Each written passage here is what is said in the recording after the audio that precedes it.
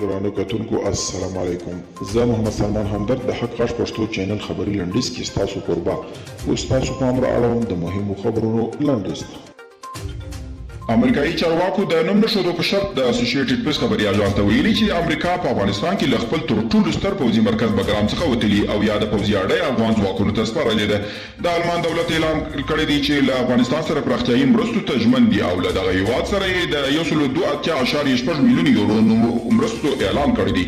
د چک حکومت د افغان حکومت د هوایي ځواک د ډیپلوماټانو د روزنې او نورو پوځي برخو کې له افغانستان سره د مرستو د دوام ژمنه کړې ده.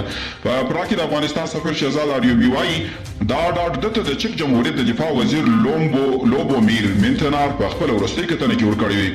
د پولند عسکر وروستۍ جوپه هم له افغانستانه ووتل. افغانستان د پولند عسکرو وروستۍ جوپه د پولند مرکز وارسا ته ورسېده او هلته یې د دفاع وزیر هرکلی ورکړ. د انقلاب د بشپړېدو په مناسبت د پولند حکومت په خپله اعلامیه کې د افغانستان ماموریت د پولنډي پوځ لپاره د تر ټولو اوږدو او سختو بهرنیو عملیاتو له جملې بللي دي او د پاکستان د پوځ استخباراتي ادارې مسؤلانو د دې هېواد د پارلماني ځینو غړو ته د خپل افغان پالیسۍ په اړه معلومات ورکړل.